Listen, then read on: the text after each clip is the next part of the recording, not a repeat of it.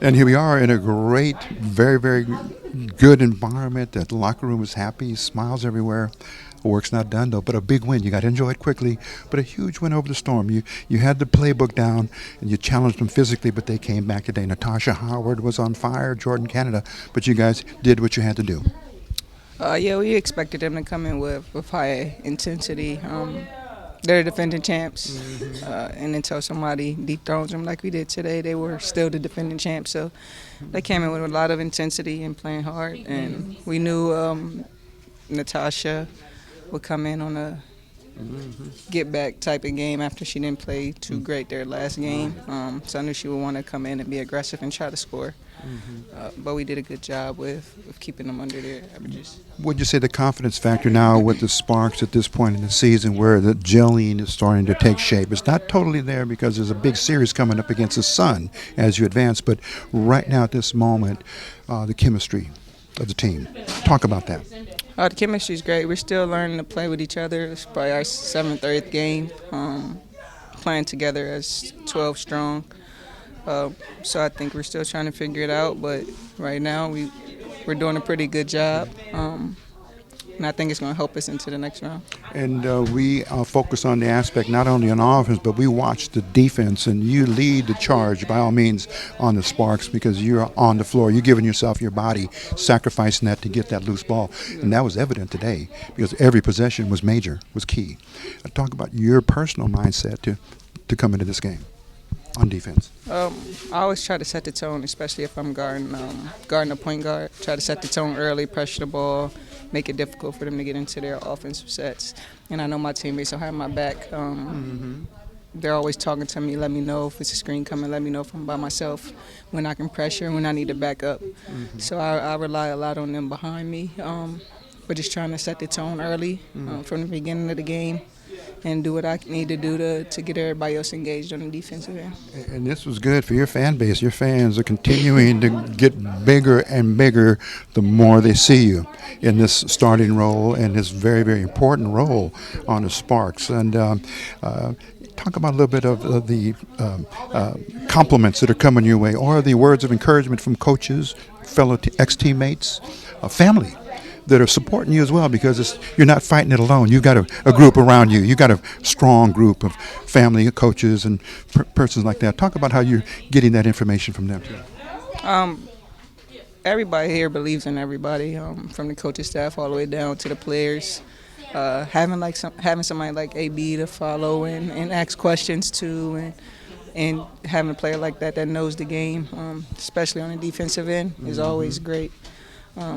And my coaches believe in me. They listen and they give me advice. But my main source is to go to Elena for anything I feel like I need help with, just because she's a 2-time Defensive Player of the Year. So just having her is great. And then my teammates, they believe in me more than anything. They know if I'm pressuring up, it leads them to do the exact same thing. And then my family, they back me regardless, no matter where I am in the world. I know that they have my back. Okay.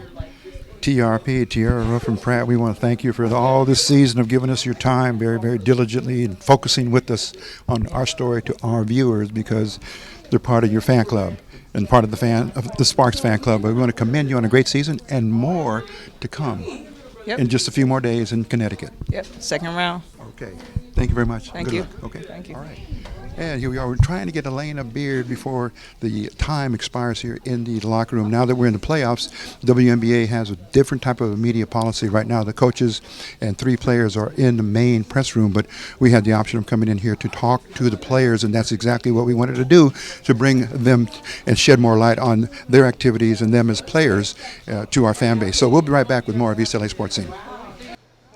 Okay, and welcome back. That's going to do it here for our wrap-up. Now we give you the final stats to the best of our memories. And the final one, first of all, is the score. 92 for the Sparks, 69 for the Storm. They are eliminated. It was a great season for them, but too little, too late. Natasha Howard just didn't have enough help there. Brianna Stewart, of course, out for the whole year.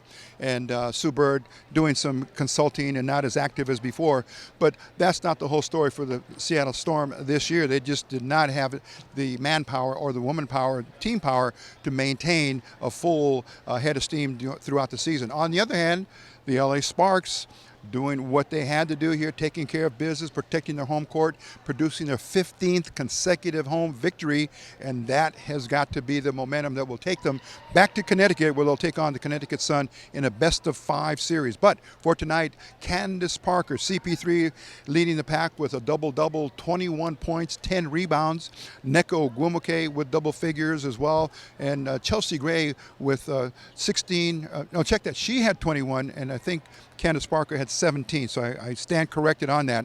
And then also coming in with double figures was Raquana Williams. And then we saw Sydney Weiss really producing 2 big back-breaking three-pointers late in the game, which sealed the victory for the LA Sparks. So that will do it. Head coach Derek Fisher, very happy, very proud of his accomplishment along with his coaching staff.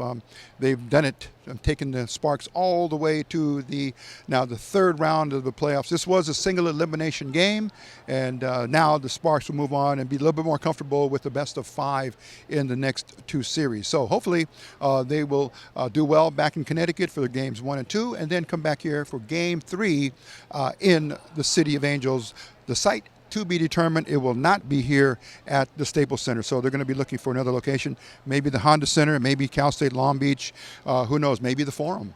We'll see where there is space available for the LA Sparks to come back and play game number 3 against the Connecticut Sun. So for Rico Cabrera II, doing all of our videography and doing the just the backup and production for yours truly, Rico Cabrera Sr.